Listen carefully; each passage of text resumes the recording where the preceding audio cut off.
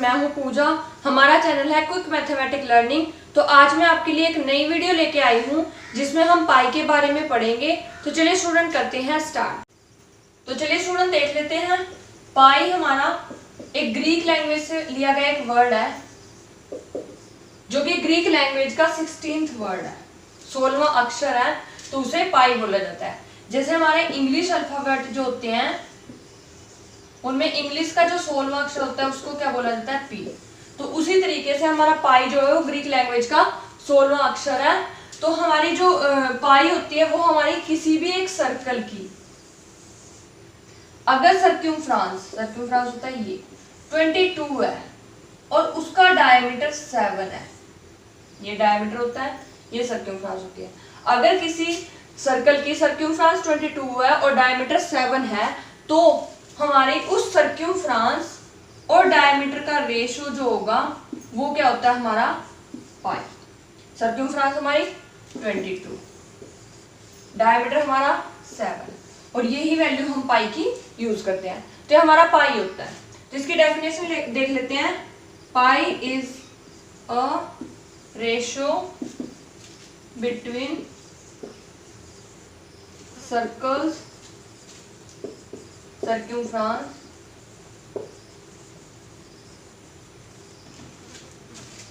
and its diameter।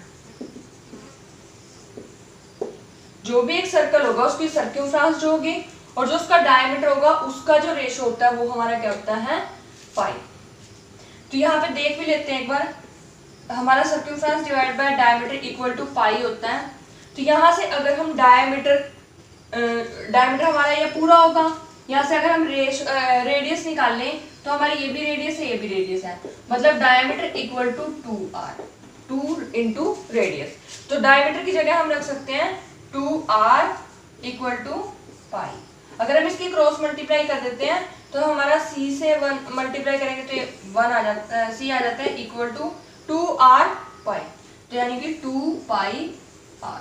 तो यही हमारा सर्क्यूम्फ्रेंस निकालने का फॉर्मूला होता है। तो इस तरीके से हम किसी भी अगर सर्क्यूम्फ्रेंस निकालनी है तो उसमें अगर हम पाई की वैल्यू 22/7 पुट कर देंगे तो हमारी सर्क्यूम्फ्रेंस जो है वो बिल्कुल करेक्ट आ जाती है।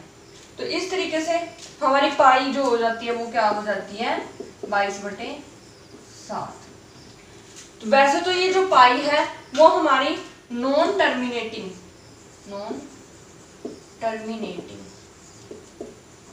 और नॉन रिपीटिंग होती है।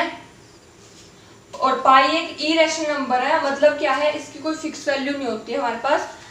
तो गाइस यूज ऑफ पाई देख लेते हैं।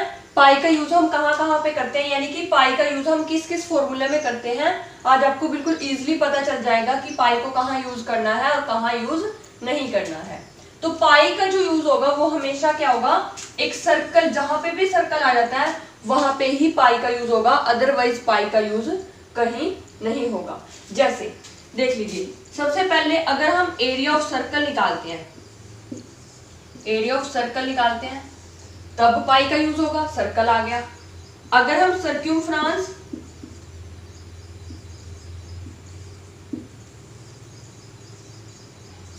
ऑफ सर्कल निकालते हैं तब पाई का यूज होगा। थर्ड देख लेते हैं, एरिया ऑफ सिलेंडर निकालते हैं। एरिया ऑफ सिलेंडर हमारा इस स्टाइल से होता है, तो यहाँ पे ये सर्कल आ जाते हैं, तो इस वजह से ये क्या हो जाता है, एरिया ऑफ सिलेंडर के लिए पाई का यूज होगा। फोर्थ आ जाता है वॉल्यूम ऑफ सिलेंडर।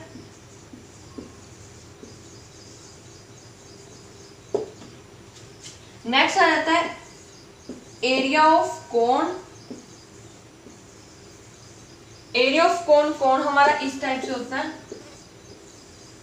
तो यहाँ पे भी एक सर्कल आ जाता है, तो एरिया ऑफ कोन और वॉल्यूम ऑफ कोन, इसमें भी क्या होगा, पाई का यूज होगा।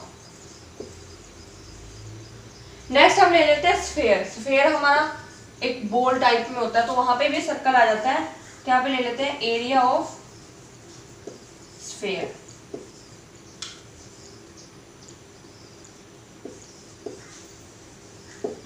और वॉल्यूम ऑफ स्फीयर, इसमें भी पाई का यूज होगा। नेक्स्ट हमारा आ जाता है,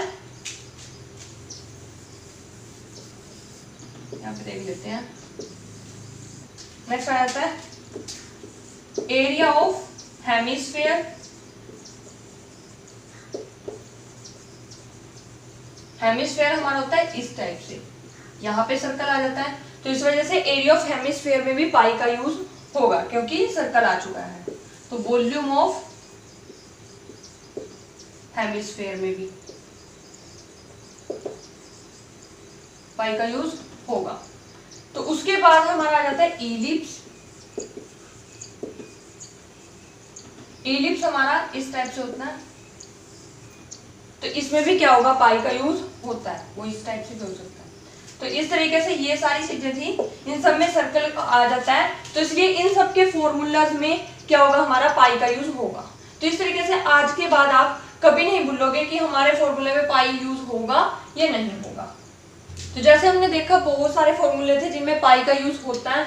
जैसे हमारा क्यूब आ जाता है, इस टाइप से होता है, तो यहाँ कोई हमारा सर्कल नहीं आता, तो यहाँ पे पाई का यूज नहीं होगा। ऐसे ही क्यूबॉइड होगा, उसमें भी क्या होगा, सर्कल नहीं आएगा, तो वहां पे भी पाई का यूज नहीं होगा। तो गाइस एक चीज और थी कि एक पाई डे बनाया जाता है, शायद आप लोगों ने कभी नहीं सुना होगा, पाई डे सेलिब्रेट किया जाता है, और ये पाई डे सेलिब्रेट होता है 14 मार्च। 14 मार्च को ये पाई डे सेलिब्रेट किया जाता है। क्यों किया जाता है, क्योंकि हमारी जो पाई की वैल्यू है वो हमारी होती है 22/7। अगर इसको सोल्व करते हैं, वैसे आप लोगों ने कभी सुना भी होगा, देखा भी होगा बहुत सारे क्वेश्चन में, 3.14 भी इसकी वैल्यू यूज की जाती है, तो वो ही है, यहाँ से हमारा 14th डे हो जाता है ये, और यहाँ से ये मंथ हो जाता है। तो हमारा 14 मार्च जो है वो पाई डे सेलिब्रेट किया जाता है 14 मार्च को। और 14 मार्च को भी एक फिक्स टाइम होता है जिस टाइम पे पाई डे सेलिब्रेट किया जाता है, तो वो हमारा होता है 1:59 पे जो है वो पाई डे सेलिब्रेट किया जाता है।